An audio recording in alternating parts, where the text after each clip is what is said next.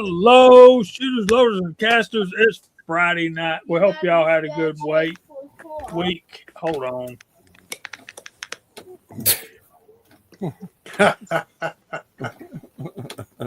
Tim.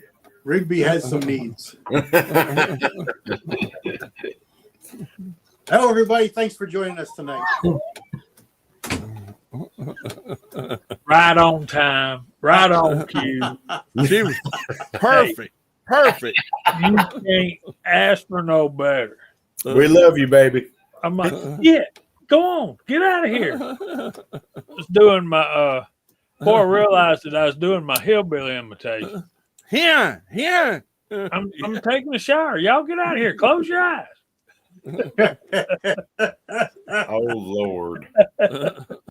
So it begins this way. Okay. Oh, my goodness. I'm tired. I'm whooped.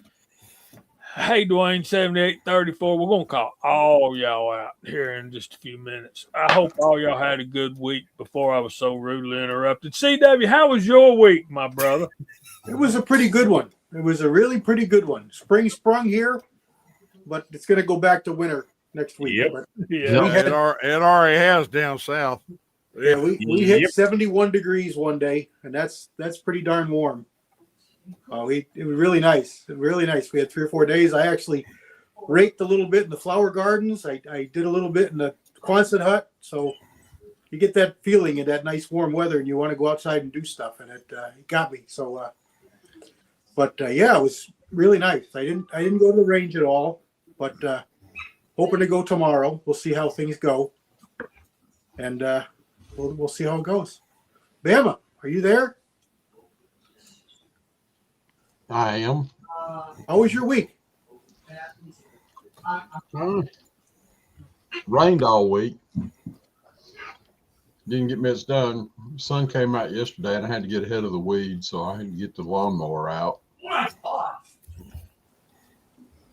Other than that, not a whole lot. Lawnmower. We're more than a month from that. Not down here. Not down here. I done mowed once. Got it done again this weekend. I'm breaking mine out tomorrow. Yep. Got to mow the hand bit. Yeah. Rick, how about you? How was your week? It was pretty good. Did something I've never done before. I ordered 15 tins of pellets at one time. Wow. Whoa. That's a sleeve and a half, right? Yep. So we got lots of pellets coming next week. So Yeah, your video is next in my queue for the Wad Cutter Wednesday. Or wait a minute, you put one out today, right? On You Wednesday. put one out today, right? Wednesday. Okay, all right. Just Every Wednesday. making sure. Been busy. Wednesday noon my time. So whatever y'all's time are. But, I'd be 11 o'clock here. No, I'd be 1 o'clock here. 1 o'clock Yeah. over y'all. So got some more stuff reloaded, ready for our big matches and stuff like that. Worked on a project for the wife, got that taken care of for her. I told you I saw a Marlin, didn't I, in 32 H&R? Yeah. I was shocked. I haven't seen one of them in a long time. No, I haven't seen one either. Wow. Yeah. That's I got like a friend of mine That's like Bigfoot. Yeah. Yeah, that's impressive. Yeah, he had 3. He had a 3855, and I can't remember what the third one was, but they were all the Cowboys. You know, they were all octagon barrels and all in nice shape. Well, I thought they were all reasonably priced. I mean, they were expensive, but for what they are, you can't get them. Right. Yeah. one of the guys that shoots with us, actually took a 73 and had it in 3220 and had it cut down and rechambered with 32 H&R. So that's what he runs. That was it for me. How about you, Rebel? Oh, had a really good week. Trent had put up some money for some guns. We had a young man from Fort Bragg come in with his beautiful girlfriend she's going to the Duke, and she's from Texas, and just a lovely couple. And they came in for actually the fly shop that I built, and were looking at flies and said they were fishing the South Mountains. And I said, "What brought you here?" He said, "It was the closest place." He said, it was the closest place from all the way out on the coast. He said, "I could hit it here first." And he saw a SIG AR pistol he wanted that Trent had paid for, and of course that's not a cheap item. And he came in the next day and bought it, and he paid with a card. And then an hour after that, another guy came in and saw another gun, a Browning Safari grade BAR in 7 mag that had never been fired. And he bought, that guy bought it and bought a buroscope, and I threw in some Leupold rings and for him and this and that. So I was able to write Trent a check for $1,890, which was the total investment in those 2 guns. And he just had a transmission go out in his truck. So he went and cashed that check today. Funny how it works. Yeah. But I try to take care of my partners there, and I didn't want to say, well, why don't you just let it ride and we'll get your money eventually. No, I just wrote him a check. And because it was cards, so the money was going to go in the bank just that quick. So we had a banner day yesterday. Had a pretty good day today. Typical March. Mondays are slow, or Tuesdays are slow. Wednesdays are slow. You can't tell when TurboTax is gonna hit someone with that big check. So it's hit or miss, right now. But other than that, been working on a 6 PPC, trying to get the bolt square. And I might have to start doing like Brooks Barrels does their videos. Whenever we pick up a firearm, say this walking stick is ventilated with a 6mm barrel with a 13.5 twist, so the water goes through it really, really good.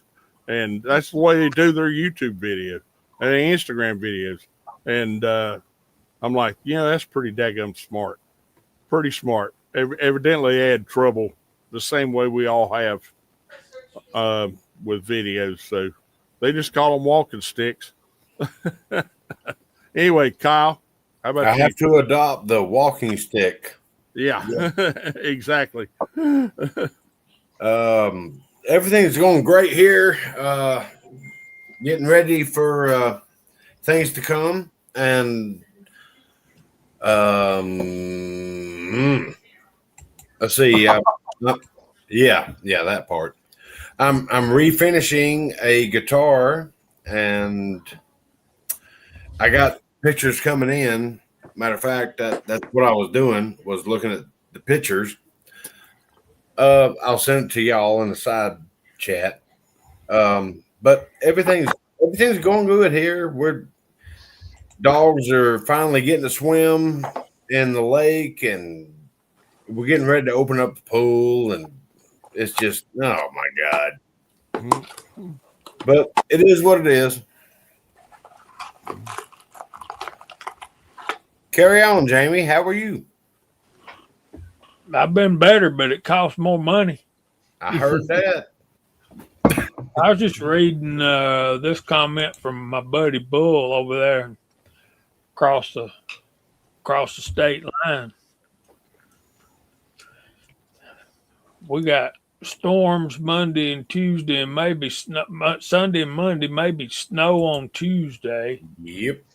Yep. There's our brother. Hillbilly, how was your week, man? Oh man, doing good. How you guys doing? All right, man. Better now you're here. Yeah. All right. Well, good to be here. Sorry I'm late. I was waiting on Scotsman. Have you seen him or heard from him?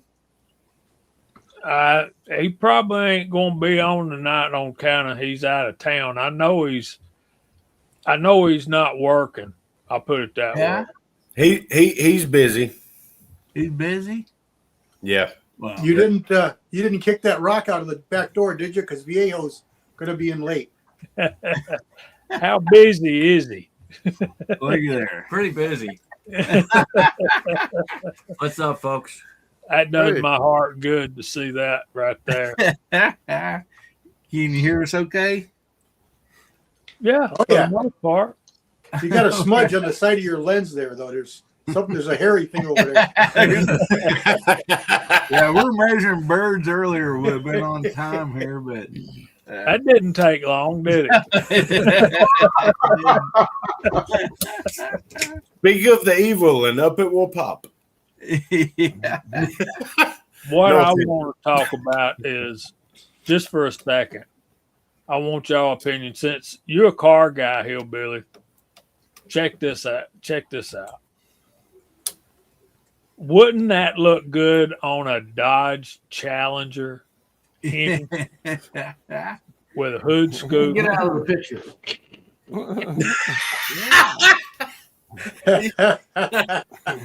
You don't want this on it. Yeah, but it wouldn't be bad if that was in the driver's window, would it? I'm sorry. I just been dying to say that. It'd be like an Irish hey. Where's Mario when you need him? Oh man. Bull says, Scotsman, we've been missing you in here. Yeah, I've been missing you guys too, man. I'm sorry, man. I'm still on a second shift, so Ooh. we'll try and make it at You'll some be a point. little late tonight, though, ain't you? What's that? No, he's early. late for your second shift. Yeah, I'm a little late for work. Yeah, A long drive to get there. a little bit.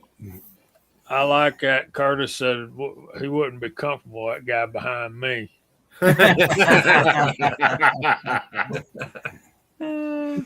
No, I totally trust him.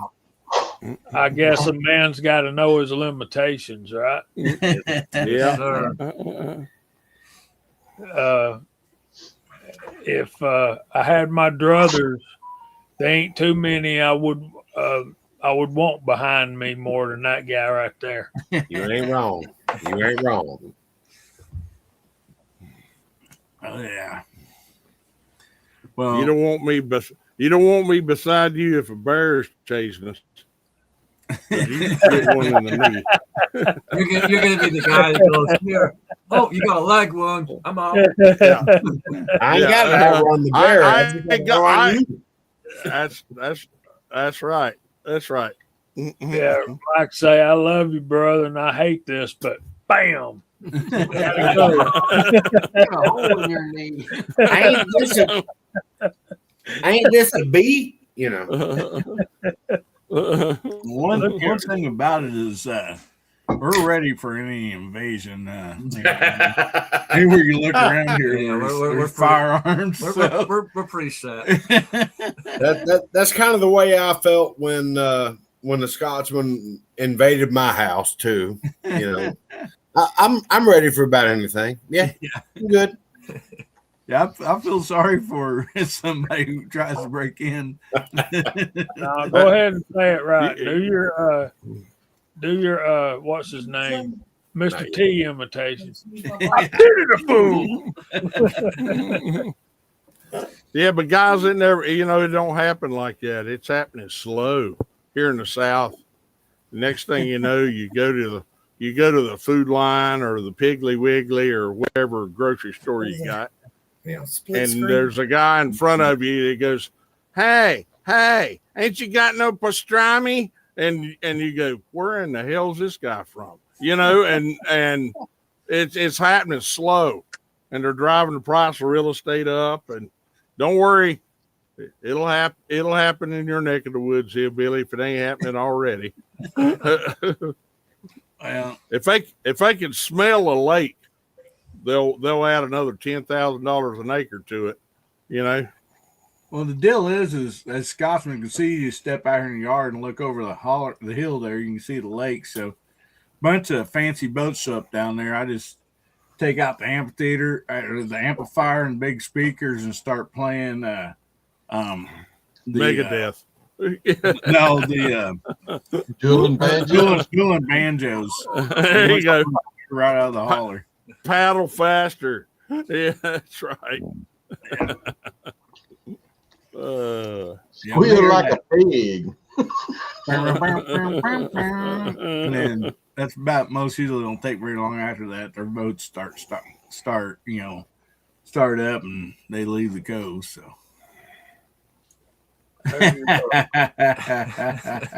we ain't got that figured out yet. Y'all won't have no problems. It'll be good. All right, so tonight we're going to talk about, we've been taking these calibers and talking about all the cartridges. Hold on a minute. We got somebody at the back door here. There's my buddy Walter. Hey, man. Yeah. Buddy. How was your week, Walter? I had a pretty good week. We had unseasonably warm weather for us anyway. This time of year, it's been 75 to 85 degrees all week. We don't get that kind of weather in March. We usually got to wait till July for that, but we haven't been saying nasty things about it. It's been unbelievably beautiful. So yeah, I got to the range. I got some casting done, got a whole bunch of videos cranked out, and spent some time with friends. And that's what we're doing today. We got back a little bit later than what we thought we were going to be, but it was a good day today. Was out at one of the local wineries that's also a working Aberdeen Angus cattle ranch. They got 30,000 acres out there and just 15 or so miles out of town. My town, it's not like living in downtown LA, even though we're California. In LA, you drive 2 hours and you still ain't out of town. Here I got 2 miles and then we're out in the country on the 1.5 lane country road. It's probably a lot like Rome, Georgia. And a beautiful location out there. It's quiet. Wild turkeys walking through the grassy area where they got their picnic tables and stuff all set up. It's really nice out there. Cows are mooing and the cowboys are riding and the tractors are tracting and women are saying do this and do that. You know how that goes. Anyway, good afternoon altogether. Good friends. So yeah, good week. Good week for me. I cast a really dog lips mold. I don't know why I still have that mold. But anyway, that was the one that was up on Free the Few Friday today. It's a stinker. So y'all let me know when y'all see Tommy Boy out there. I gotta tell him something. I think I talked to him this afternoon. He usually gets in about halfway through.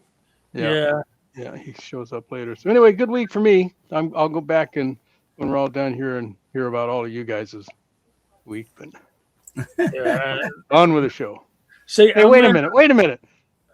I just noticed something. Scotsman, what are you doing? Hey, Jason, I was sitting here staring at you, and I couldn't believe my eyes. I said, "This is not a split screen." There's a pair to draw to right there. All right, very good to see you guys. To see our community get together and meet and live and then live in color. I'm telling you. It changes things. Yeah, it does. It sure does. Yeah, we just got through eating a grilled hamburger, and that's one reason we was late. When you first came on, somebody was talking to Hillbilly. I was like, hey, you got a stink bug crawling up your wall back behind you. Yeah. I seen him right off. So Yeah, it's one Yeah, of them Walter. Hollywood stink bugs, though. You know. yeah, that's right. Walter, it was 79. No, excuse me. It was 89 here yesterday, and it was 29 here this morning. Welcome goodness. to North Carolina in March. Yeah. Mother Nature's going through menopause or something. I don't know. Mhm. Tell me about it. You know, Walter, when you were talking about 75 to 85 in July, I'm thinking, man, around here, I'd kill for that kind of weather in July. Yeah, well, in July here, it'll be foggy until 11 o'clock in the morning. And then what happens is there's a mountain range, the coastal mountains that run up and down the western side of the state. And those mountains are between me and Mario Land. He's over there in Bakersfield, and he's across those mountains in the California Central Valley, which the California Central Valley is bigger than all of New England. It's a huge valley, 700 miles long and 250 miles wide. And that flat land out there is big time ag, and it heats up big time in the summer. And as that hot air rises, man, something's got to fill in for it, and it sucks that cool Pacific air right on shore and fogs us up just like that every morning without fail. And late May all the way through July. So we never have it. The sun's never out long enough for us to get hot until that process kind of stops and slows down. And then August comes around, and that's our really our best month, August and September, and they'll be 85 and stuff with no fog and no wind. But this July right now. In July, 75 to 85 is our humidity. It's not a temperature. Yeah, you can taste. Well, there. on those foggy days, it's humid here, of course. I mean, the humidity is 100%, but it's only 65 degrees until late afternoon, and on a July day might make 75 by 4 in the afternoon or so, and that's about it until August. Then we heat up a little bit, but this is warmer. It was 85 today, and that's warmer than most August days here. So we're happy. We'll take it. We need rain because we're in this part of the state's pretty much just a desert. Our average rainfall is only 10, 12 inches a year, and we've already had that. So nope, we ain't tapped into the hard seltzers yet. There's no plan on that. No kidding. One of the most terrifying but long-lasting memories that I've got from this whole outfit is that night that I drank a hard seltzer here on this show, and I thought I was going to die right here. I'd never had one of those things before. That was awful. Yeah, you bought like a 12-pack or something too, or whatever, wasn't it? Oh God, yeah, I did. And in fact, there's still a couple of them in there. I got to get to my own range early in the morning before everybody else gets it. We're not supposed to shoot that kind of stuff, but a lot of times I get there early enough. There's nobody else around. I got to shoot a couple of those on video. Funniest part of that whole ordeal was Gary. Gary got the big one. Yeah. He's like, I only had to buy one, and it was like a big boy or whatever. Yeah. Gary was out there in the side chat earlier. I'm sure he remembers having to drink that monstrous thing. Oh, I'm gosh like, sakes. And back when I was growing up, that was near like a quart. Yeah. You remember buying those quarts of Slits Malt Liquor Bull or our Colt 45? Yeah, or Old English 800. Hush your mouth. Oh, yeah. We thought we were big time then, man. Yeah.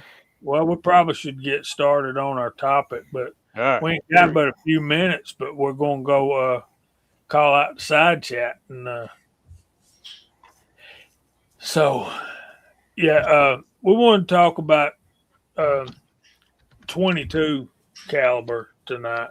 And, we've been talking about different calibers and all the cartridges that have been loaded in that particular caliber. No, Timothy, no. we don't bring that up. I think everybody's had experience with that stuff. Oh yeah. It scarred me for life. Anyway, turned me against any kind of beverage that tasted sweet. Yeah. That's not what you do to yourself, sports fans. Just one word with that is projectile. And Yeah. Projectile sums it up. It's like, oops. Oh man. Woo. Yeah, this is a thing, and I should probably tell Walter this. I'm in a situation where I can drive about an hour and 15 minutes and be in Atlanta, or I can drive another hour and 15 minutes in the opposite direction and be in Chattanooga, Tennessee, or I can turn around and drive about 25 to 30 minutes and be across the Alabama state line at the self-proclaimed crappie fishing capital of the world, Weiss Lake, Alabama. And that is where my new buddy IWS Bull lives, is somewhere around that lake. So y'all not going to find his house because that's a big old lake. So, but me and Bull do need to get together and shoot. Bull asked me earlier, the nearest range from where I live is about an hour away up in Dalton. So if there's a range around your house close by, I'd be willing to drive over there so you won't have to drive 30 minutes to get to Rome and then another 50 minutes to get to Johns Mountain. Look it up. It's Chestnut Mountain Rifle Range on Johns Mountain Wildlife Management Area. And that's the closest public range to my house. Now, there's a private range. Well, we tried to do that, Bull. We're going to go over to Rebel's place July 4th. And anytime y'all want to get together, I'm anywhere around here close by. I got wheels and will travel. So the back to the 22 thing though, is I wanted to kind of separate 22. We want to talk about center fire tonight instead of rimfire, and I want to Hillbilly, you have to help me. I'd kind of like to get Chad and Jose and maybe Hasbro on to talk about 22 rimfire and all their competitions and stuff one night. Mm-hmm. So if you can help me with that. Betcha. Timothy Burkett, I'm glad you asked that question. Oh, there's one that's very popular. Mm-hmm. Oh, there's 223. Yes, 223 or 5.56 NATO was that's technically it's I guess it's 224, but it's still 22 caliber. So that being said, Walter, it's time to call 22. outside. 22. It's easy. Everyone can spell it.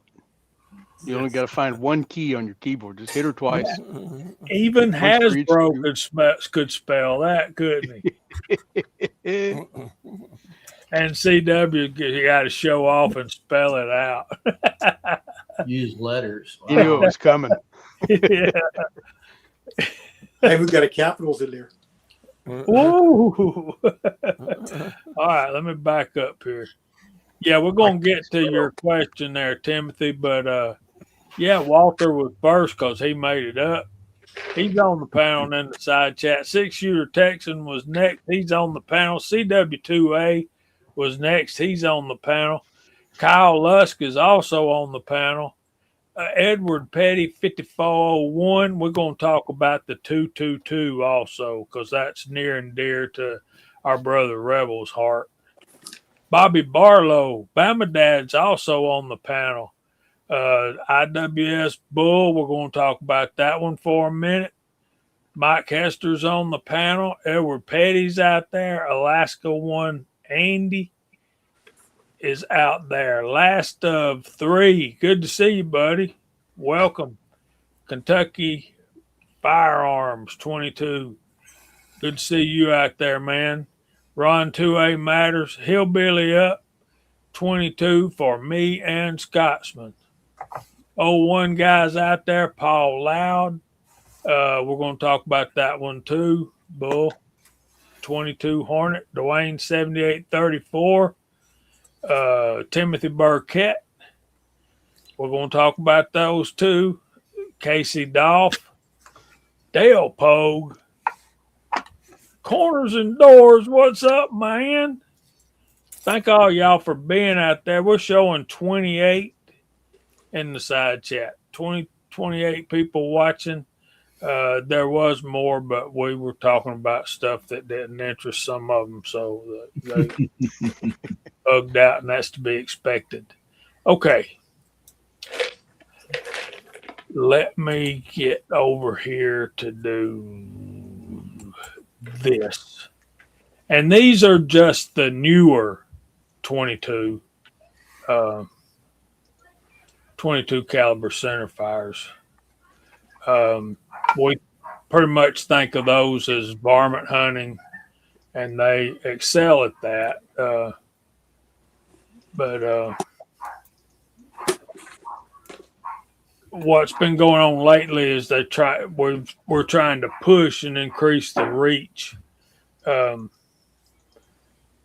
We started out doing that by more gunpowder, which produces faster velocity, but more recently, the trend's been going to get longer distances with faster twist rates and sleeker bullet designs, higher ballistic coefficients.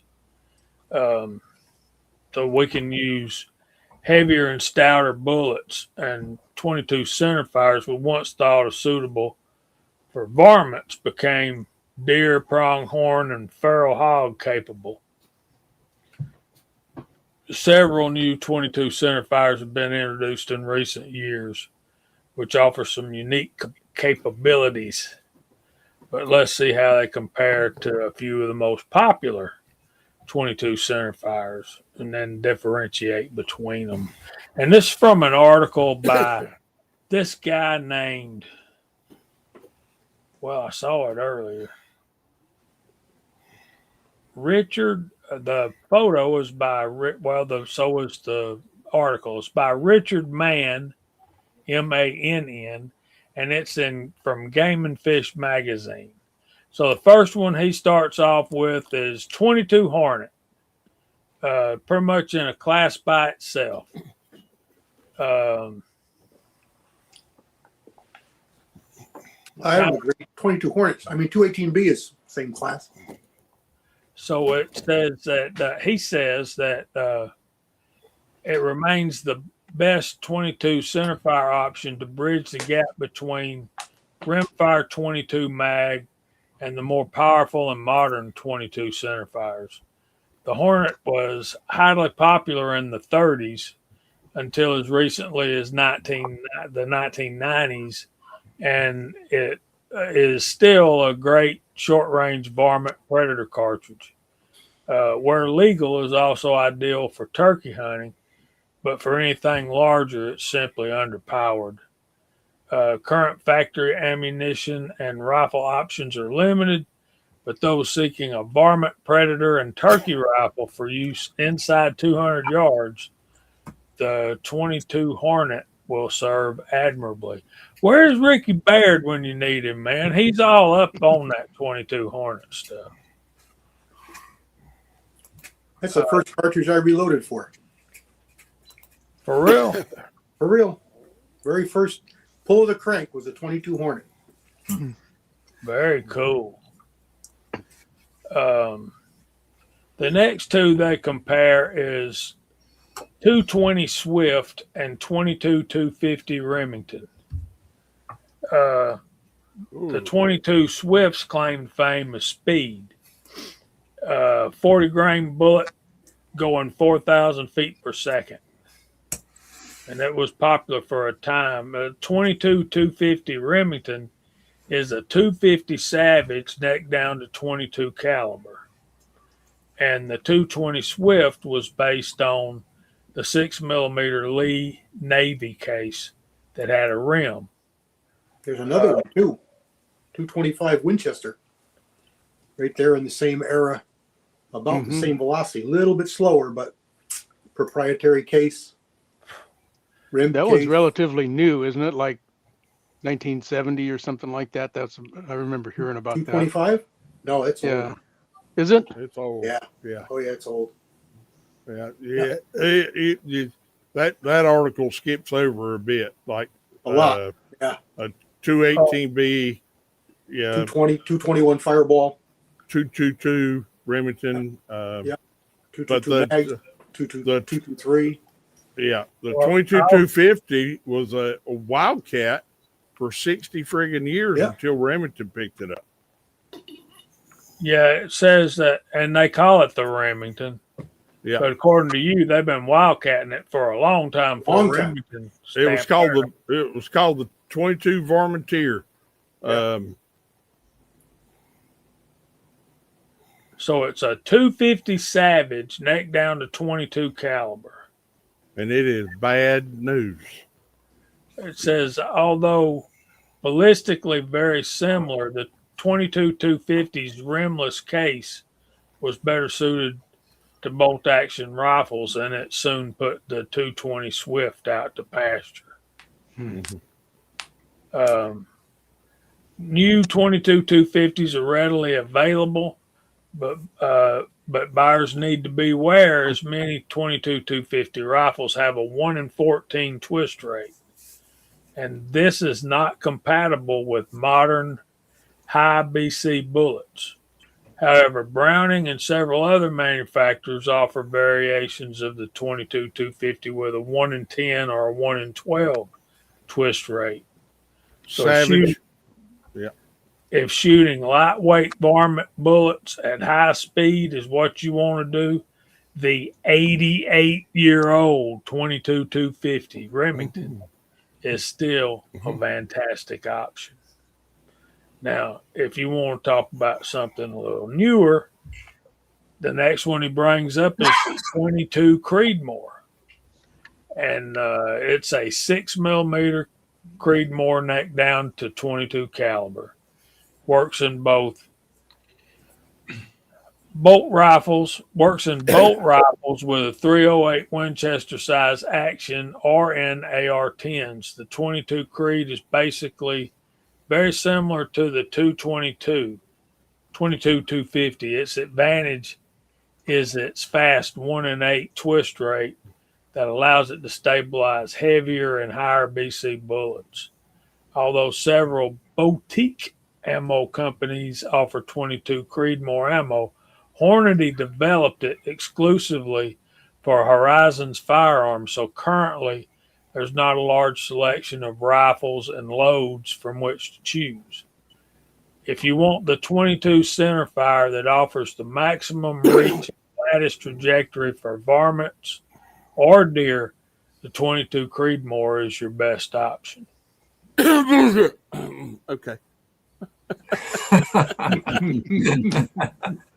with a barrel life of 850 to 1,100 rounds. So they say. Well, if you only plan on taking 1,000 varmints, that's fine. Yeah. You'll be able to take that many in his backyard on Sunday afternoon. Let's see. Next one is 22 Nosler, introduced in 2017. First serious attempt at modernizing 22 centerfire for an AR-15. Based on 6.8 SPC cartridge case, but a rebated rim down to the size of a 223. To convert an AR-15 in 223 Remington to 22 Nosler, you only need a new barrel and a magazine. It can push a 53 grain bullet to 3,450 feet per second. And with its 1 in 8 twist, a 70 grain AccuBond to 2,950 feet per second. And the downside is that Nosler is the only source for ammunition. You'll not find it in a huge selection of available rifles. Then they talk about the 224 Valkyrie. We've all heard the stories of the Valkyrie and how it eats brass. Came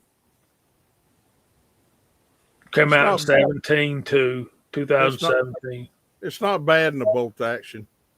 And an AR, it probably does eat brass, but in a bolt action, it's not too bad. Problem is, there's not a lot of available premium brass for it. Yeah. So apparently, Federal paired the cartridge with some good loads to make it practical for use on varmints and deer size game, and Barnes, Hornady, Underwood Ammunition, and a couple other manufacturers all offer the 224 Valkyrie ammo. It's also based on that 6.8 SPC case, and it retains that .422 rim diameter. So conversion of your AR-15 would require a new barrel, magazine, and the bolt. Then they talk about the 22 ARC. That's an interesting little cartridge. 22 Grendel, same thing. Yeah. It was created to take advantage of a faster twist rate to enhance long-range performance of AR-15. It does this well, but in truth, the 22 ARC is just a legitimized, SAMI-approved version of 22 PPC Wildcat cartridge that gained bench rest fame. Mm-hmm.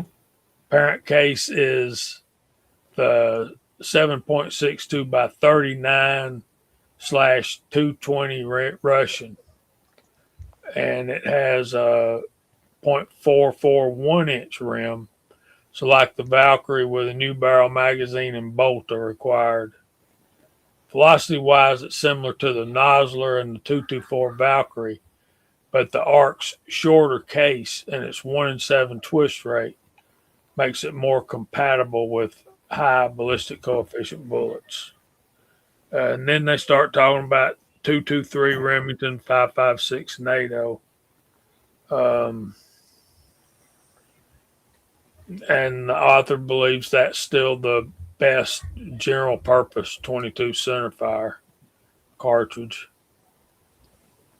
I always rate this stuff on if you were going to go prairie dog hunting, which you could shoot 500, 600 rounds a day in a good prairie dog town.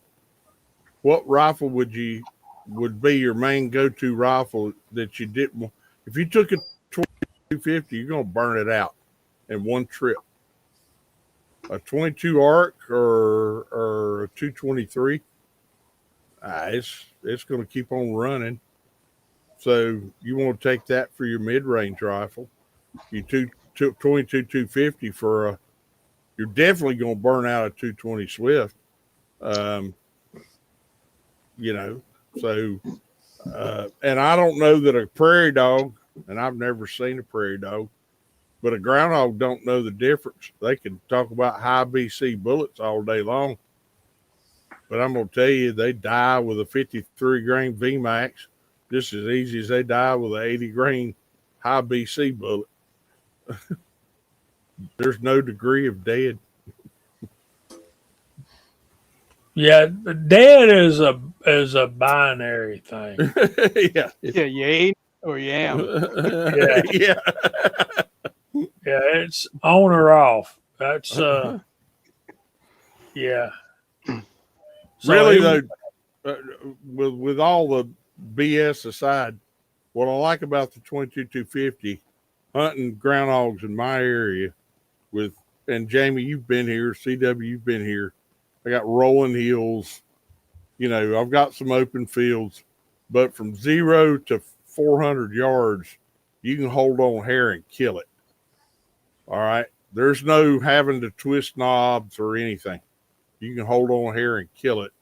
And practically, that's what I like for a critter getter, So if a coyote pops out wanting to snatch the groundhog I killed a day ago, and I'm hunting the same field, and it pops out at 200, well, I'm hold on hair and kill it. I've done it many times. So for deer deprivation permits, I took a couple of different rifles, but that 22-250 was perfect, and we were head shooting. So anyway, sorry to interrupt. That's okay, man. That's why we're here. Yeah. Basically, 222 Remington was the predecessor of the 223. Let me see this. The 223 was built off the 222 Magnum, I believe. Yeah. When the U.S. military was looking for a new small bore rifle cartridge, Remington started with the 222 Remington, stretched it to increase powder capacity by about 20% in 1958 to make the 222 Remington Magnum. The greater powder capacity put the velocities between the standard 222 Remington and the 22-250. The cartridge was not accepted by the military, but it was introduced commercially. In 1963, the 222 Remington Special, also based on a stretched 222 case, was adopted along with the new M16 rifle as the 223 Remington 5.56 NATO. So that was in 1963. The NATO cartridge had a capacity of 5% less than the Magnum. Given the close performance to other cartridges and military acceptance, both the 222 Remington and the 222 Magnum faded quickly into obsolescence, being replaced by the 223 Remington. And I'm building a 222 on a Model 7 right now. I'm waiting on a Krieger barrel. I've got a 788 and 222. And God, what a wonderful little cartridge that is. If grandma's complaining she's got groundhogs in the garden, you take a 22-250 and shoot it once, she's going to come out and say, son, you need to bring a different rifle. A triple deuce is much quieter. You don't even need to silence it. It's kind of like a 22 Magnum. It doesn't pop that loud. Just a handy little cartridge, accurate as all get out. They held the international bench group size for a long time.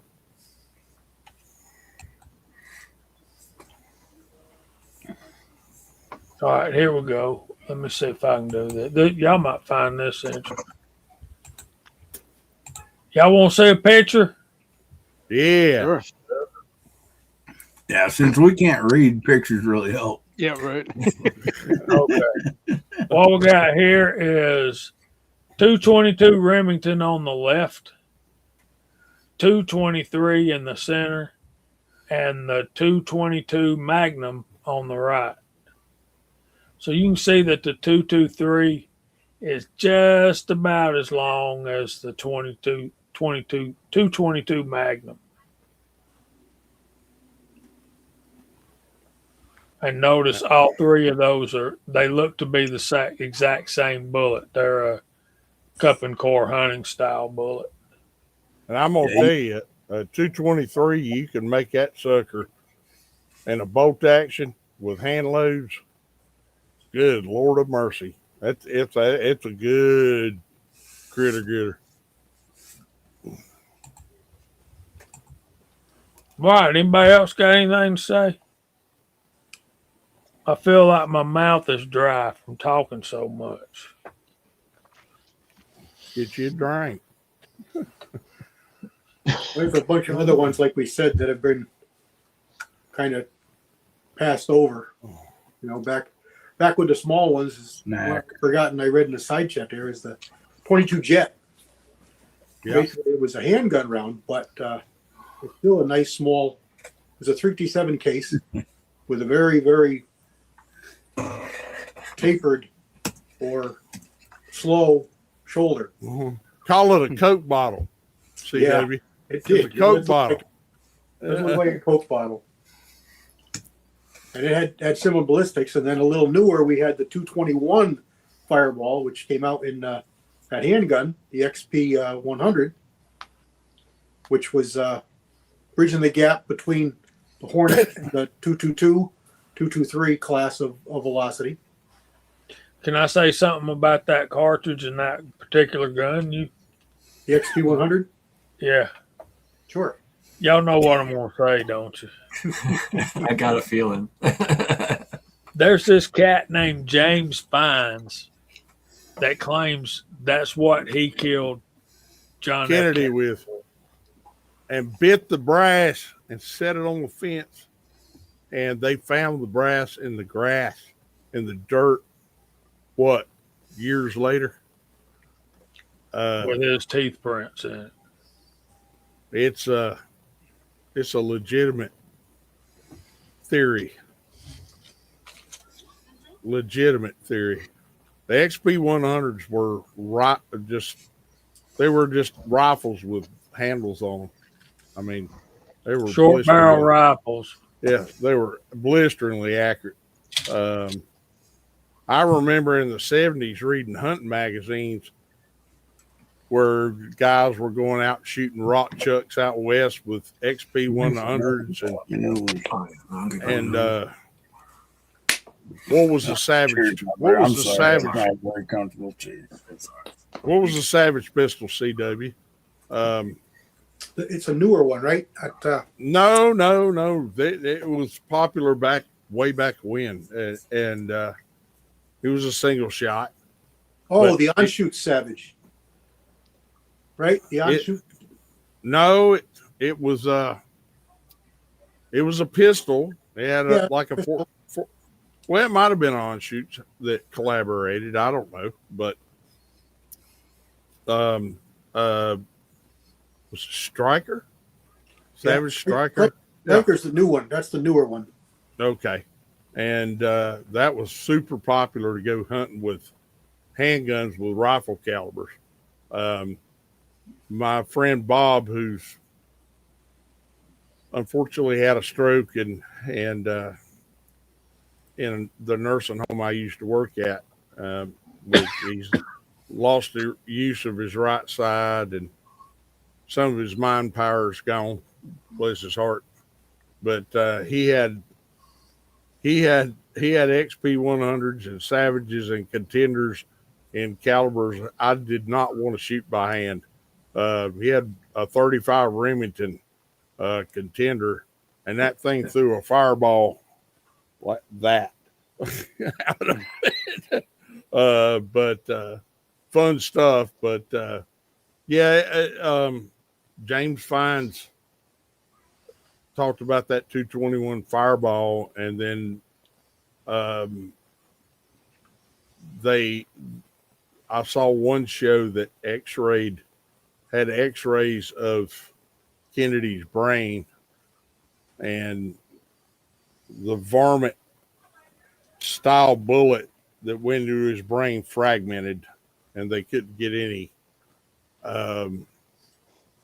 ballistics off of it. So kind of made me wonder. I mean, the guys, if you watch the video, the guy's either the best liar on earth or he's telling the truth.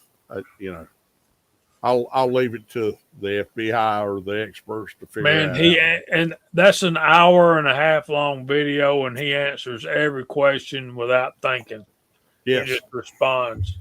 yes, yes. Yeah. And he was working for the mob, correct, Jamie? He was kind of wedged between the mafia and the CIA. He was kind of Yeah. in both. Both of them were using him to do certain things. Yeah. What y'all giggling at? Oh, nothing. Don't you worry about it. Did I do something wrong? Oh, no. Not at all, Jamie. Not at all.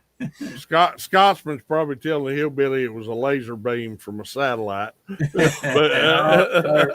They're probably over there drinking hard seltzer and don't want any of us to know. yeah, that's right. No, That's right. Our buddy Timothy Burkett's wanting to know if a fellow wanted to acquire 22 centerfire, what would y'all recommend? And then later in the comments, CW answered pretty quickly, a 223 bolt gun, dandy of a gun and a dandy of a cartridge. Yes. Bull said, I really wished I liked 5.56, but I just can't. And the problem with that is I'm a little bit of the same way, Bull. We're used to what we see in those movies and our experiences shooting AR-15s and stuff like that. And when you see those Vietnam War movies, it's like they're just spraying and praying kind of thing. And we're all about accuracy. I think who was it that said an interesting rifle is an accurate rifle? Townsend Wheeling. Yeah, Townsend. Yeah. The only rifles that are accurate are interesting or accurate rifle. And but you can make a bolt gun really shoot. What he's right here. He says, I've got an H&R 223 single shot with a bull barrel. I'm like, there you go, man. Go with what you got. I've got one too, and it shoots sub half MOA with factory ammo. Dang, What I had to do, bro. Yeah, but those run hot and cold. You can have them that are tomato steaks, and you can have them that are laser beams.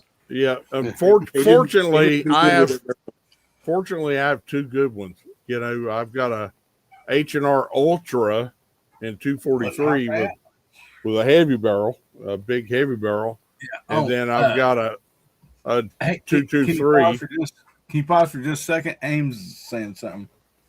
Hi. My wife, I'm sorry. I think we have a new rule where all house guests Oh no! have to drink a hard seltzer. No. There's no way. Scotsman's leaving. It's a good thing I got the wrist breaker 3000 in my pocket. I think I'm gonna have to Call the paramedics now. Yeah.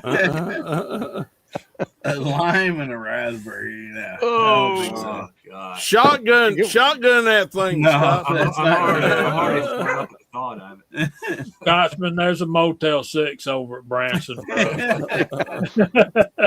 Well, We need to round up all of those things that are still around in the U.S., load them on one of our B-52s, fly it over to where, Iran. and talk to Iran with that stuff. Hey, what's this? Purposely, we went and bought a 12-pack of these so me and Scotsman can shoot them tomorrow if we get time. So, My goodness. If it ain't on video, it didn't happen. That's right. we'll videotape it, no doubt. But back to our topic there.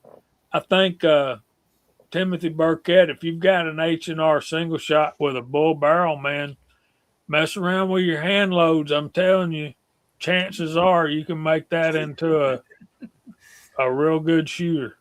Yeah, just don't shoot that thing off a bipod. CW might back me up here. Shoot it off like a Caldwell dead shot bag where the whole thing's supported. Don't rest stuff on the forend. and you'll get better accuracy out of it. The way I bought I bought a 223 for my son, and I already had the 243 Ultra I killed my biggest buck with, and me and my buddy kind of bought those out of a joke. We bought two of them. They're twins, beautiful laminated stocks. We stuck the cheapest scope at the time, a Bushnell Sport View, on them, and they shot minute angle all day long with 100 grain factory ammunition. And so I bought one for my son in 223, and I was setting up one of my high dollar rifles, getting my bench rest just right, and he's over there on a sandbag, and he pops all three, and he says, "Hey, Pop, look through the scope and tell me if this is a good group. This is factory ammunition." And I looked down through the scope, and all I see is one hole. I went, "Son, just keep on shooting. Just keep on shooting. That thing, it drives tacks. And it doesn't have a bull barrel. It's got kind of a medium bull on it, And you can also take that fore end off and a good wood rasp and make sure that thing is free floated. That barrel's free floated. Might be impossible though with one of those, the way they snap up on the barrel. It is. Yeah, they got the plug in the front. Yeah, you can get around it. You can do like you say, Jamie, and you can put a little rubber O-ring or a rubber washer around that stud and help support that stud a little bit, and you get better. But it's really important when you're shooting it off a bench, like Mike says there, to keep the rest back by the hinge. Don't put your rest up in the front of the wood there. Keep it back by the hinge, and that'll help you a lot. And also remember, it's a hammer fired gun, so it's got a long dwell time. So you really got to practice your follow through. Yeah, it's not an easy gun to shoot well. No, it's not. I had to work the trigger on my 243. The 223 had a pretty good trigger on it, I have to say. But you have to make slave pins and drive the pins out and then pull the whole trigger assembly out. And it's not an easy trigger job at all. It took me 3 Hornets, 22 Hornets, before I got one that was really good. The one I got now is, I converted it to K Hornet, and it's really, really accurate. But the first two were not. Such a neat little rifle if you get one that's accurate, though, because it's just boop, boop, and then off you go. Yep. Yeah, I had a buddy that had one. He was shooting. He was shooting hard seltzers at 250 yards. Good shot. All the way across his cattle field. Dang.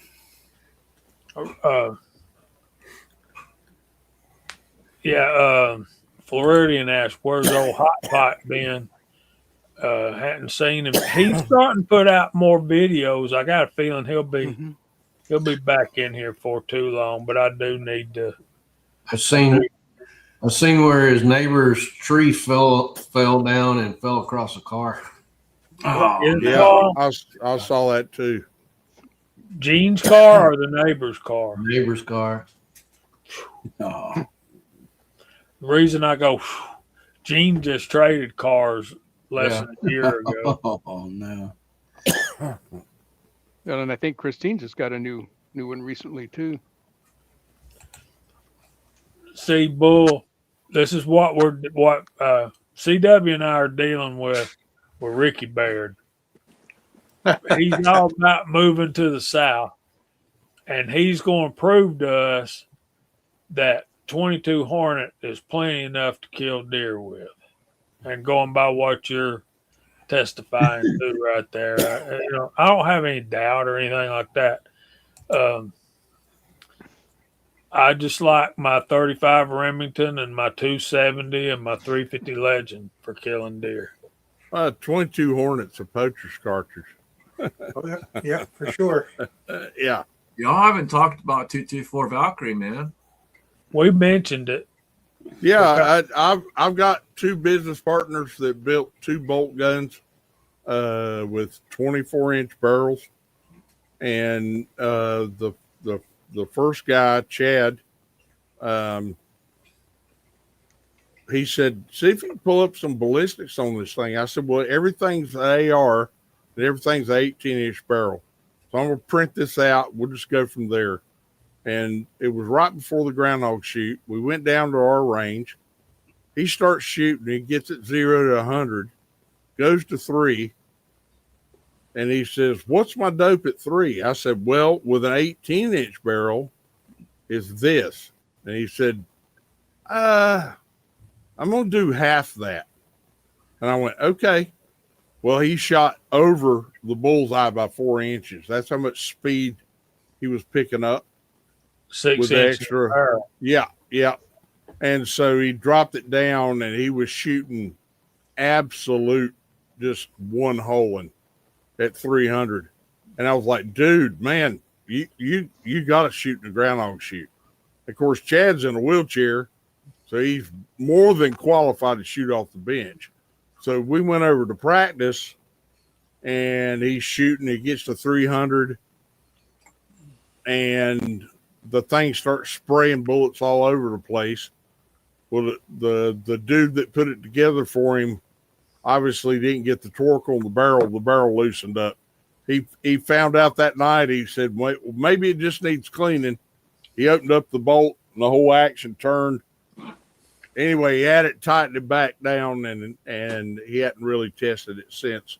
But Trent just built a really nice 224 Valkyrie and put it in a Wook stock.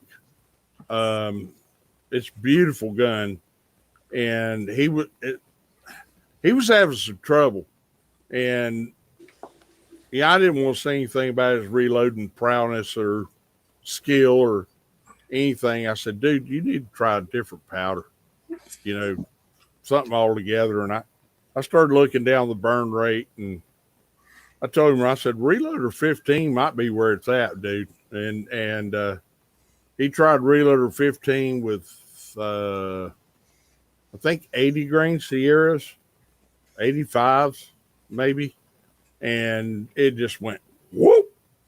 And it's shooting a tight little group. It ain't the speediest thing on earth when it comes to 22 cartridges, but by God, I wouldn't be scared to go deer hunting with it at all. If you can dial it in, it's a good accurate round. Mm-hmm. I built a 24-inch AR. It's super accurate. Right. Boy, a 24-inch AR gets, I built a 645 18-inch AR, and that damn thing's heavy. So I can imagine what 24. Oh, yeah. No, my 6.5 Creedmoor 24-inch weighs a ton, but it's damn accurate. Yeah. Jamie shot it out to 1,000. Yep. It still needs more. That one Christian's got too. It would shoot 1,000 easy. Yeah. It's white, kind of that white camo. Yeah, he's got like a stormtrooper rifle. Yeah, sort of.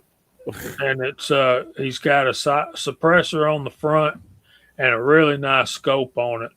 And man, just about all you hear is the crack, the sonic crack, and the action working. And that scope he's got on it is nice too. I mean, it hadn't even begun to gallop at 300 yards. I mean, seriously. I mean, we had a piece of steel. How big is that piece of steel at 300 yards? Well, there's several pieces of steel up there. There's a big piece, and then there's some smaller pieces up there. I think y'all were smacking the big piece. It's probably 2 foot by 16, I think. Y'all were smacking the big piece of steel and going off your hits most of the time, but there was a couple smaller pieces up there. But Christian was drilling it every time he was drilling it. You don't ever talk about my 6BR, man. I got Jamie on that thing. I was like, all right, it's dope. Dry fire it. Go ahead, fill the trigger. Jamie filled the trigger, turned around, looked at me, grinned, and it was stupid. You know, he's sitting there hitting a little 2-inch steel target at 300 yards. Pang, pang, pang. You know, he was like, man, this is stupid. I was like, yeah, it's stupid. You know, but the only reason a 6BR or its variants have become military sniper target or rounds is because of the feeding issues, because they're short. You know, they're really suited more to single shots or AICS magazines and this and that. But anyway, we're here to talk about 22s, not that. But that rifle is, no. I'm inspired by seeing Scotsman and Hillbilly together. And when we go do these things, and y'all start kind of halfway thinking about whether you want to come to North Carolina and shoot with us or not, because it'll be here before you know it. That's coming up in July. That's only 3 months away, less than 3 months away. And my 6.5 Creedmoor worked well. His Rebels 6BR was incredible. And the AR-10 that Christian Grest had up there. It was awesome. All three of them shot really well. And that's the first time I heard CW brought a 400 Legend. And I was kind of expecting the, sort of a 350 Legend report. And CW pulled the trigger on that thing, and it was like, oh, wham, hitting steel. And I was like, oh, that's not a 350 Legend for sure. No, that's it's not a. No, that's a different. We just moved up in a class, and yeah, it was awesome. I love my 350 Legend. Well, I like my 350 Legend, but that 400 Legend was, and I'm telling you guys, man, that thing was hitting steel at 300 yards too. It was, and it didn't have a bit of problem reaching out there. Now, would my 350 Legend do that? I don't know. Probably not. Maybe, but not tight groups like. Certainly not tight groups like Rebel 6BR. That thing that's a laser. So I would encourage all y'all to make plans to come to North Carolina and hang out with us for a couple of days. You'll have a fun time, I promise. I'll load up 100 Burger 105s for you. Y'all can all take a turn. It's 6BR is stupid. It makes you look like a real shooter, and no matter the skill on your booger hook, it just makes you look better. You all heard his secret. He just let it out. You gotta have lubrication on the finger. Is that what we're talking about? Yeah. Well, it's a half-ounce trigger, so that's why I let everybody dry fire it first. Get used to the trigger. So back a few minutes ago, Glenn Davis. About time you showed up, man. All right, we're going to start the show over again. Glenn's here. Glenn's here. Floridian says that word of the evening should be around end times. Jamie, scripture fulfilled. Brother, you do not want me to get started on end time prophecies. I taught that in my Sunday school class for over a year, and it's not a 15-minute devotion that we can do on a Friday night live stream. I was going to tell him, you don't ever ask a Baptist to talk about end times. he can go on about it. Maybe next week I'll give you some highlights.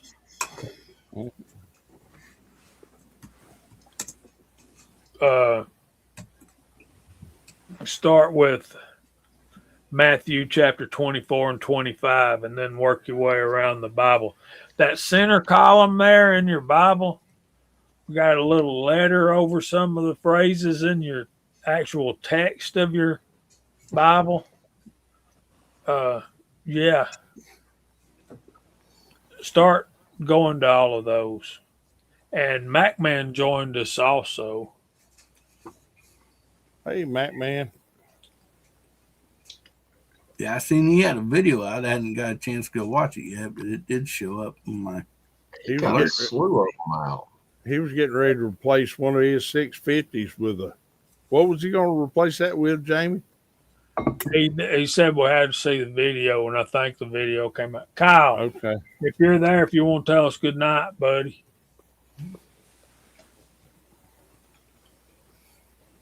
It was like he's already gone. He's got work tomorrow, and he was tired when we started. He unmuted. I'm sorry, Here's guys. Uncle Bob.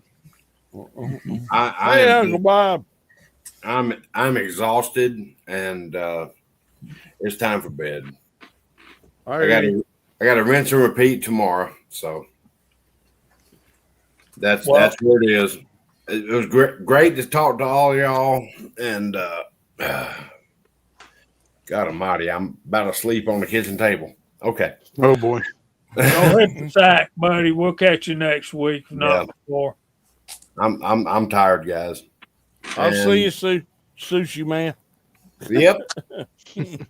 Night, Good night, Kyle. Later, Hey, Kyle. I'll be good. Good night, Kyle.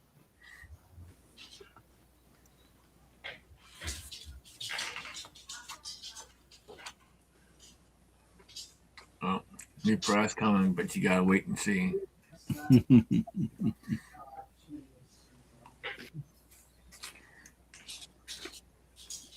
Yeah, he just. Oh, there he left.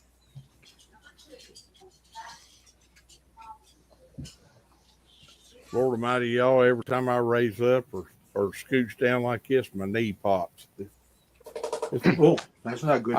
I go Monday, CW, and get a nice big dose of lidocaine and cortisone in it, and maybe that'll hold me up for the groundhog shoot, which is coming up on the 11th of April.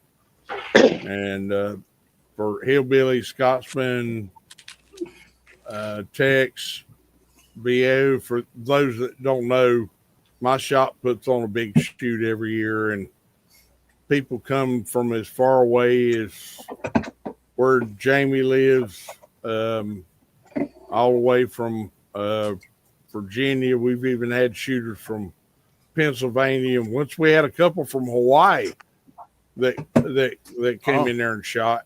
We always give a prize to the just a hat, a T-shirt, or whatever to the people that came the farthest. But our usual core group's about 100 to 150 people, and we start at 8 o'clock sharp. I get up, I state the rules, kind of joke around about next year's shoot. We say a prayer, then we get started. And I started a new tradition when I took it over from Larry. I make everybody say the Pledge of Allegiance, because we got an American flag, a North Carolina flag, and a groundhog flag. And the bad thing about it is you look at those flags and they're all behind the firing line, and usually in that river bottom they're all going 3 directions. It's bad juju for a precision match. So Dang, 150 guys. I get nervous if there's more than 2 other guys at the range where I'm shooting. right. Well, But Walter, you heard him. Farthest guy away get surprised. You come, you show up. All you gotta do is show up. Walter, you're getting some kind of golden plaque or something, if you come. But it's a it's a pro match unless you got a handicap, and I've heard every excuse for a handicap known to man.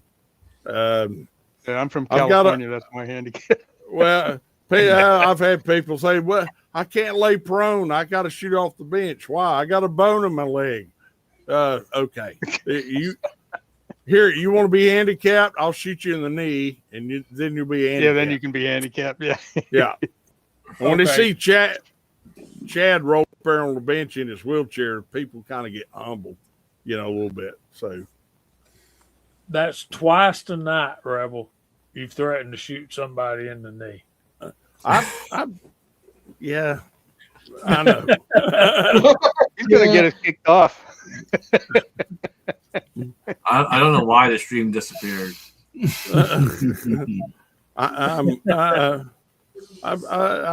got a temper, but it's not too bad. Be careful, Tim S. We had a guy that was just adamant. I can't lay prone. I can't lay prone. What's your malady? He couldn't tell me he had surgery on his neck. He couldn't tell me he had bad knees. He couldn't tell me he had a hip replaced. He was just whining. Why does this guy get to shoot off the bench? I said, dude, he's 85 years old. And he shut up, and finally Chad rolled up there in his wheelchair and said, I'll tell you what, I'll just shoot you in the knee. And then once you get back from the hospital, you can shoot off the bench. Okay. And the guy hushed up, and we've said that as a joke ever since. It was kind of just buck up, dude. It's hard for me to shoot prone. Craning your neck up, sitting on a rifle, it's not easy. It's hard for actually standing up, man. Come on. Well, and I use the original owner's thing is like, well, somebody's gonna have to help me up because my knees ain't what they used to be. And we run that match so fast because the relays are just 2 minutes long. You got 2 minutes to make 3 shots. And Larry always says, oh, the guy behind you, the guy shooting behind you, he'll help you up. Whether he's sticking a gun barrel up your behind or whatever, you're going to get up. Yeah, he's going to help you up because he's ready to get down and get set up. But it's a good time. It really is. I have to be kind of strict with the handicap regulations, and it's getting harder and harder and harder to delineate custom and factory. So if you bring in a Masterpiece Arms $2,000 6.5 PRC, that's a factory gun. It's built in a factory. It and then the guy looks at me and says, well, I've got a suppressor on it. And I had to draw the line. I was like, did the gun come with a suppressor? No. Do you want to shoot in custom class or factory class? That's your choice. But, you're going to have to screw that suppressor off to shoot in the factory class. Just the way it is. You have to draw the line clear, black and white. You can't have any gray. ARs are the hardest thing because a guy could come in and he have AR and custom barreled it, and it's really kind of hard to tell unless you really inspect it, So enough of that. Y'all We give know out- Go I ahead. John. changed my I got rid of that 9 at the end of my name. I saw that. Went back to the SW because JH586 was taken. And so I searched JH586 and it took me to my channel. I'm like, come on, people, really? Anyway, Rollis says he wanted to defend the AR precision rifle. Just need a good barrel and good technique. That's obviously what He don't have to defend them. They can be wonderfully accurate. They just get beat every year, by a good bolt gun.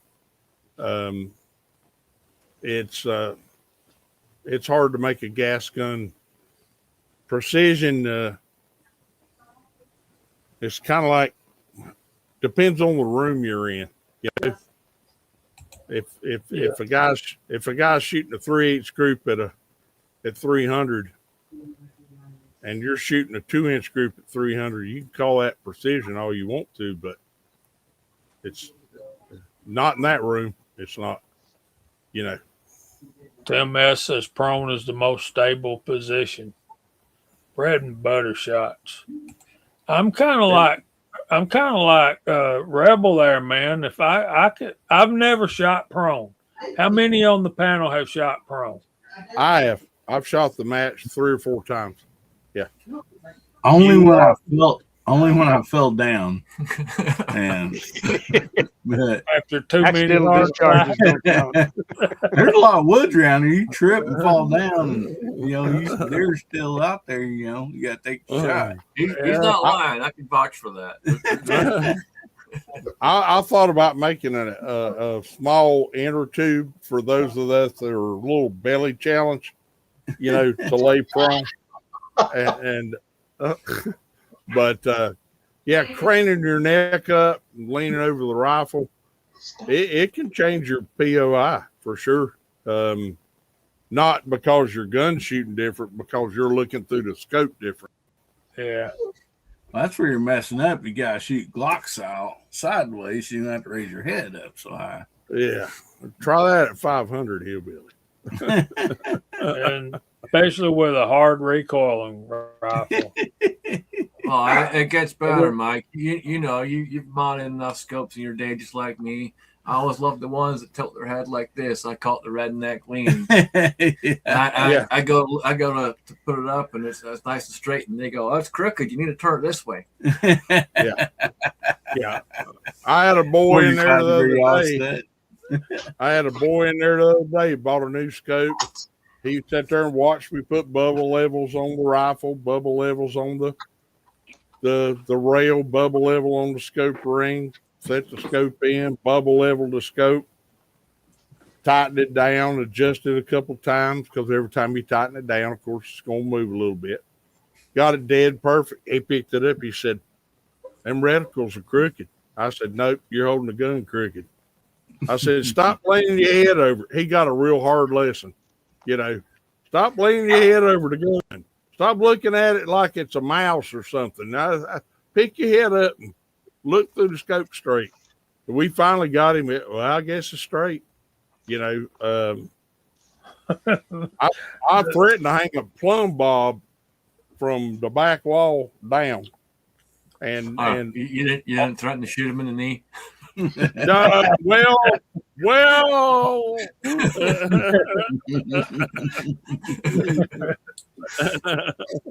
I know. Maybe 1 or 2 during hunting season.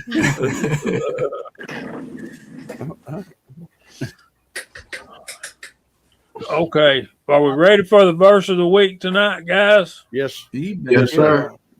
Floridian, I wished you'd have got in touch with me earlier, because I'm all about some end times prophecy, dude. You just don't want to get me started. He'll be talking till end times. Yeah. Be talking till Jesus comes back. Here's our verse of the week tonight. And this is building towards something. So y'all kind of be halfway be patient with me. Psalms chapter 9, verses 1 and 2.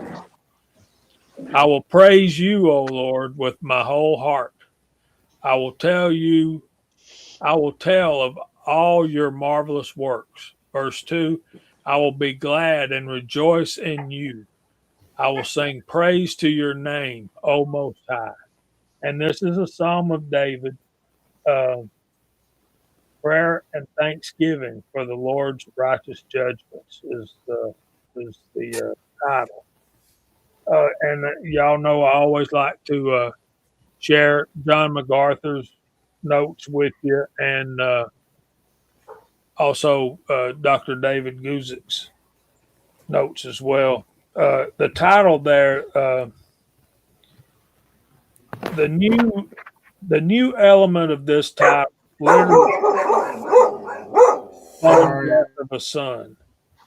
Many conjectures have arisen about this puzzling phrase, but it is safest to regard these words as designated as a particular tune. What it actually says in there, it says, to the chief musician, to the tune of Death of the Son, and Son is capitalized, a psalm of David. So MacArthur's notes there on verses 1 and 2. Notice there, he says, I will praise you, O Lord, with my whole heart. I will tell you of all your marvelous works. I will be glad and rejoice in you. I will sing praise to your name, O Most High. There's 4 I wills that launch Psalm 9 with David's dedication to exuberant worship of the Lord. I love that exuberant worship. Your marvelous works there, Dr. MacArthur says that this is especially references God's extraordinary intervention into history on behalf of his people, particularly the Exodus events. So apparently, as I was searching for a text for our verse of the week today, God had something in mind for us. What I wanted to get to here is Psalms 9 and 10 are combined as one psalm in the 70, which some of y'all would know as the Septuagint, which is the Greek version, and the Vulgate, which is the Latin translation, and which is followed by the Roman Church. MacArthur has a note there on this whole psalm, and it's a little bit long, but I want to share that with y'all. He says that Psalm 9 and 10 go together, so much so that early Greek and Latin verses treat and number them as one. However, Psalm 9 and 10 evidence 2 different forms. The first is an individual hymn, while the second is an individual lament. And when we get to chapter 10 next week, we'll talk about chapter 10 and notice the similarities and the discrepancies. In the first part of Psalm 9, verses 1 through 12, praise is prominent. And in the second part, verses 13 through 20, prayer is prominent. Many subtle patterns weave the thoughts of its verses and lines together. Shifting back and forth between individual and corporate perspectives is characteristic, as are introverted structures. Basically, David's hymn in Psalm 9 ebbs and flows through 2 respective tides of prayer and praise. First tide is divine justice and praise, verses 9 through 12. Individual praise and divine justice in verses 1 through 4. and divine justice and corporate praise in verses 5 through 12. Now, when we say corporate praise, we're talking about together as a church, but I think all y'all know that. The second tide is divine justice and prayer in verses 13 through 20.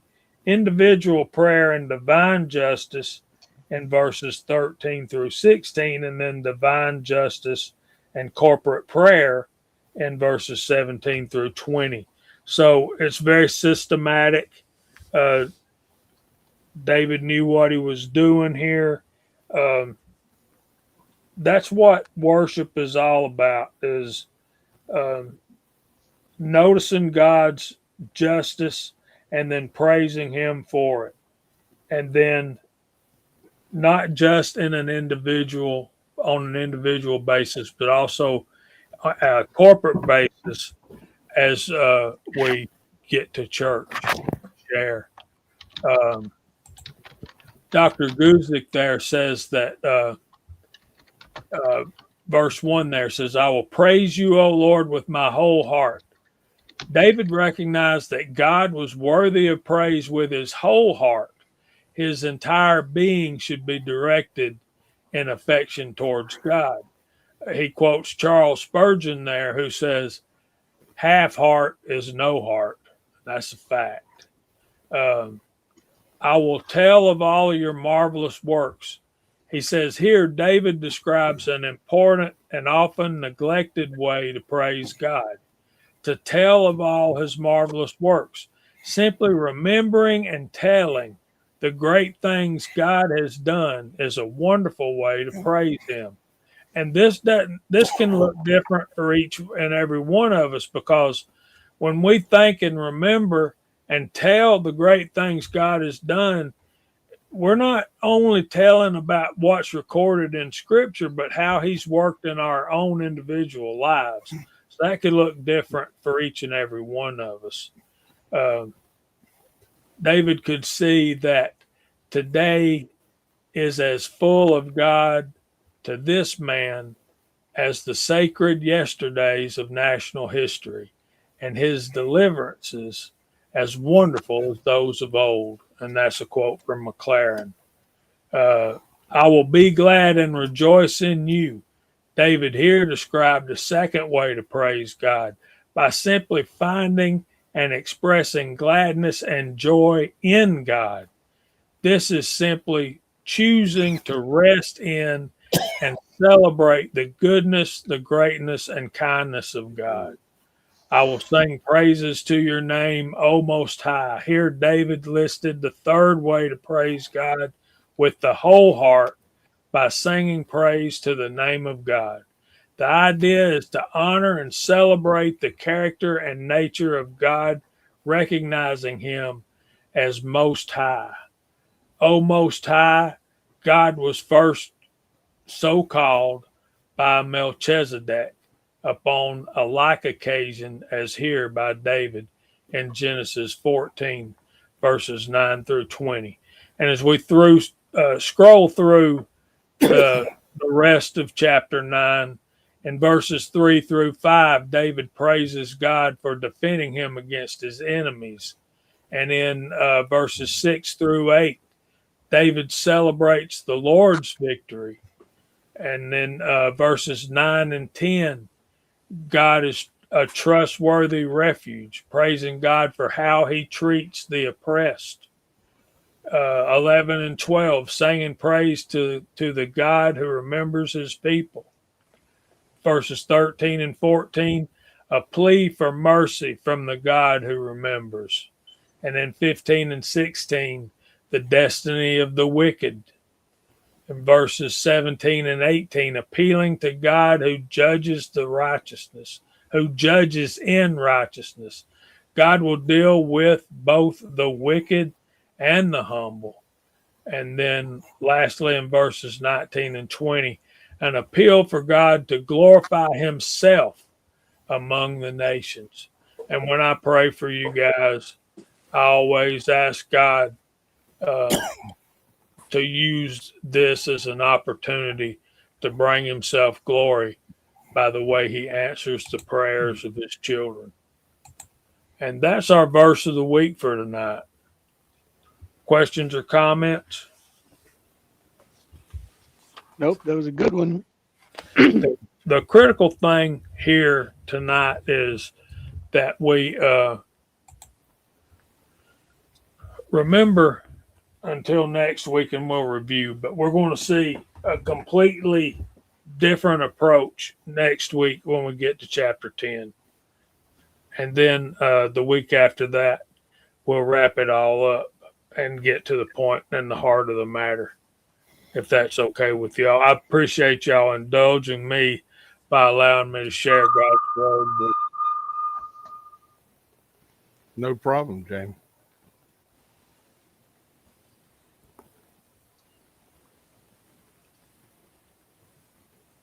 I think I experienced a little bit of the Lord Almighty last weekend going to visit my new grandchild. And the oldest grandchild, who's almost 3, not quite, obviously in the center of attention anymore.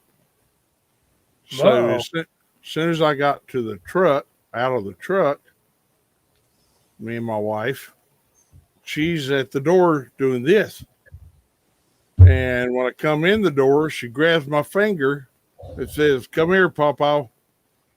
And she leads me to the couch and sits me down and promptly picks up 3 books and climbs up on my lap and said, "Read these." Okay. So I read those 3 books. Then I read 3 more books. Then I read 2 more books. Then I got kisses all around my head and little hands on my face. And I love you, Papa. And I got to hold the new baby about, I don't know, 14 seconds before she was back in there going, "Papa, come here. I got something to show you." So, yeah, I got another lifetime hunting license to buy, fellas. So, yeah, there you go. Beautiful little girl. But Clara, the oldest, is getting her own personality, and it's really coming out. And I wish she'd grow some hair. She just now got 2 little old curls on the back of her head. And she's just a darling child. God really reveals himself in the innocence of a child, you know. And I'm a proud grandpa, or papa, as she calls me, as it shows. And I'll shut up talking about my grandkids. But it's a wonderful experience. It is. It changes the way you look at life. Oh, I was feeling all down the dumps, Jamie, because she sent me a picture of the new baby, and Claire was holding the baby, and obviously there's a set of adult arms underneath the baby. But she sent me the picture, and I didn't get the text. She sent the text at like 4:15. I got it about 5:15 because I was working and we're busy. And I said, "When?" She said, "Yesterday." I said, "What time?" She said, 5:30 a.m. So for those of you that don't know, this is my middle daughter. I didn't know I had until she was 25. And we've really got a wonderful relationship. But driving home, I was thinking, holy crap, my chickens have come home to roost, man. I said, I wasn't part of her life for 25 years, and I'm just an afterthought. I was really feeling down on myself and didn't say too much to the wife. And I think Jody was kind of getting upset for me, and I said, don't carry that. I said, it's okay. Well, A little later on, I found out that my son-in-law, the husband, had food poisoning, and the whole time she's delivering, he's in the bathroom, either sitting or stooping, and all the nastiness that comes with eating bad shrimp. And this is the second child, so it happened fast. She went to the hospital like 4:30. The baby was born at 5:30. It happened quick.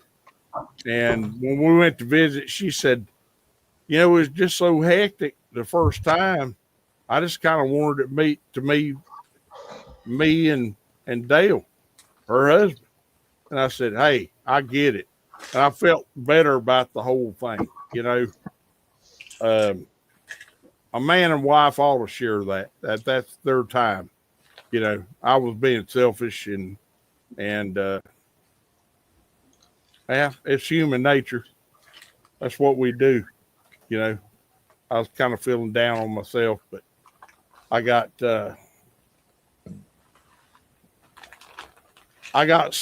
spanked, and no one knew I got spanked real quick when she told me the story. And then the oldest granddaughter showed me so much love. She started crying when we got ready to leave. She said, you'll be right back, won't you? I said, honey, you can come see me anytime you want to. I said, you just got to tell your mama I want to see Papa. I said, hell, I'll come over here and pick you up, baby. She said, okay. So that made me feel better. I can see how it would. Yeah, we'll get in all kind of mess. Your mama, you just can't tell your mama what we've done. That ain't going to work, bro. I know. I asked her if she ever been frog hunting. She went, she said, do we catch the frogs? I said, no, we shoot them. She said, what do we do with them after we shoot them? I said, we eat them. She went, ooh. I said, no, baby, frog legs is good. Like that. So I got her wanting to go frog hunting. I told her she could bring one home to her mama if she wanted to. Any 22 caliber center fire things we didn't talk about that y'all can think? I'm sure we missed quite a few, but a 219 Donaldson. How's that? Yep. A 22 Savage. That's a wild card. 22 Savage isn't a 22 224. It's 223. What was the zipper? CW.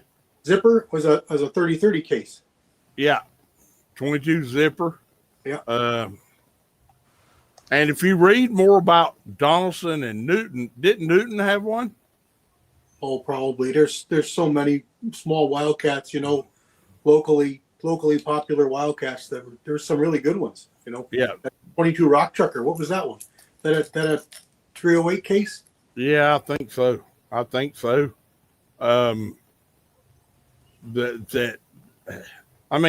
hunting, you don't realize how popular it is until you see all the cartridges that were made. I've got some customs on my shelf right now, 22 243, 22 250, actually improved.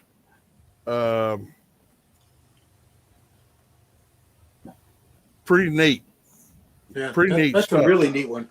Yeah, that's a really neat one because the 22 250 is quite tapered. The Savages, those 250 Savages were quite tapered, and to straighten that case out and sharpen that shoulder, it makes it really modern looking and improves it quite a bit. Yeah, it does. It does. So if you want to get into the wildcat realm, there's a list as long as factory cartridges almost. And Hornady just blatantly ripped off Bill Alexander with the Grendel case. I mean, I don't know what happened there. Bill Alexander held the 6.5 Grendel so close to his 22 ear split and loud boomer. Yeah, That never did. That P.O. Ackley and another gunsmith did that as a joke, but they wanted to reach 5,000 feet per second. They never quite did with that. At what point does a bullet just disintegrate? That It was on some kind of big Weatherby case. I mean, it was enormous. It looks stupid, because it's tapered down. It's sitting on a stack of powder. I mean, I was like, that's where the intercontinental ballistic missile idea came from. It's just something. But they never did reach 5,000 feet per second. They got close, but not quite. It had to be a real slow twist too, because otherwise that bullet would have made it 25 feet. yeah. Ripped it apart. That's Oh, another Look at thing. that. That's a real thing. I thought he was pulling my leg. 22 on a 378 Weatherby 378 Weatherby. Yes, sir. with 105 grains of powder. Yep. It's the goofiest looking thing you've ever seen, but P.O. Ackley done it. Good night, Edward. I don't know how many steps he had to do to neck that down and cut donuts out, but my Lord. If you Wikipedia the thing, you'll see a picture of it. It's crazy. There's a bigger one. Isn't there a 1750 floating around?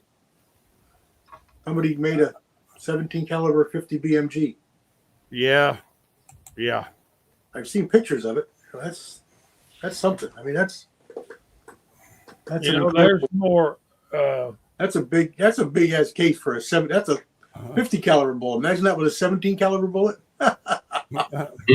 That's crazy. You're going from blow it out.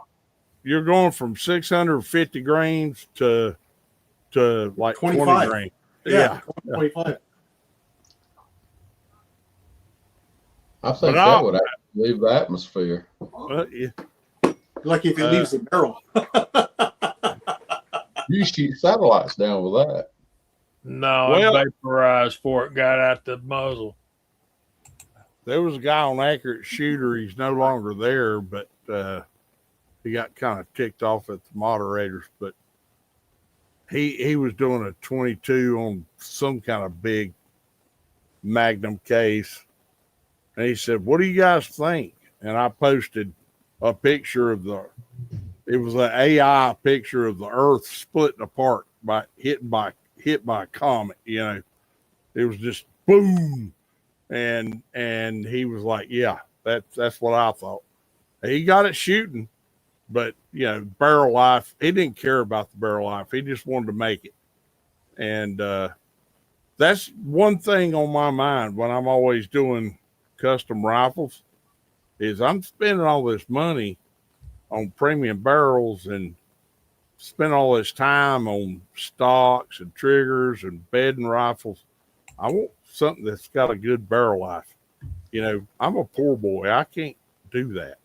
Right. And We got to start cutting through here and clear the way for Chad and all the boys. Hillbilly, you want to go first so you can go help Chad? Yeah, we'll be happy to go first. Anyway, Scotsman, I'll let you go ahead and start it off there. All right. Well, first off, thank you to everyone who went over, watched the video, and gave me your thoughts and condolences. I appreciate that very much. A huge thank you to everyone who took my phone call on Monday when I got the news. And a huge thank you to Hillbilly Ames for putting me up.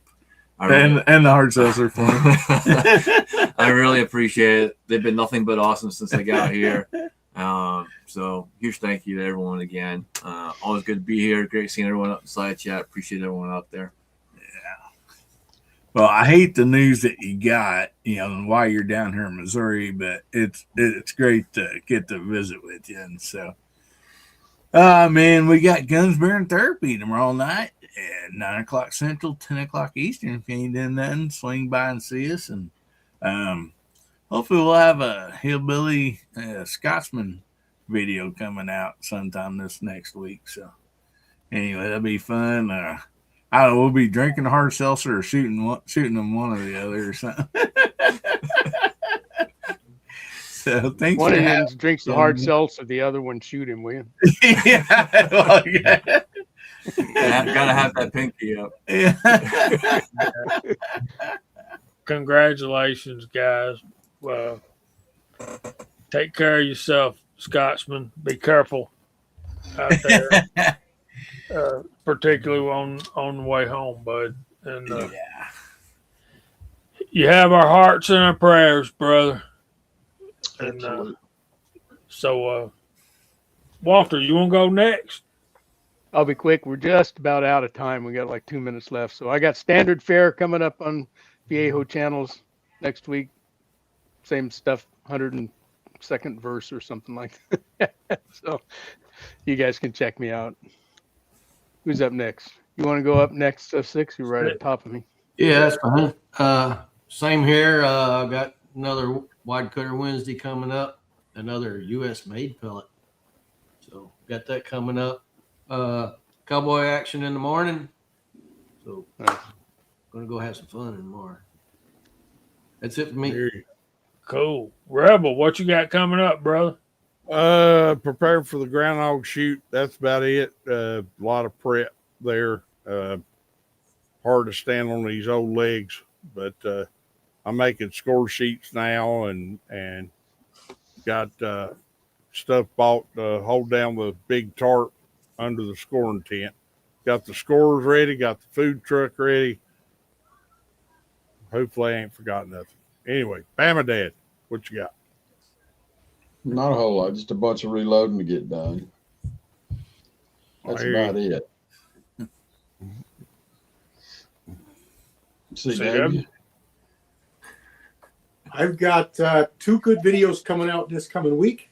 2 different calibers that we haven't talked about in a long time. I got a couple of shorts releasing. I got a new die. I did a short on that. Some videos coming up. And that's about it. Hoping to get to the range tomorrow. And hopefully it doesn't get too awful cold this coming week because they're forecasting some pretty chilly overnight numbers. So yeah, I guess got used to some springtime. Thank everybody for being here. Thanks everybody on the panel for the good time. Absolutely. We thank all you guys for showing up and sharing your Friday evenings with us. And all you guys on the panel, couldn't do it without y'all. And I'm glad I don't have to. We'll leave y'all with this. The Lord bless you and keep you. The Lord make his face shine upon you and be gracious to you.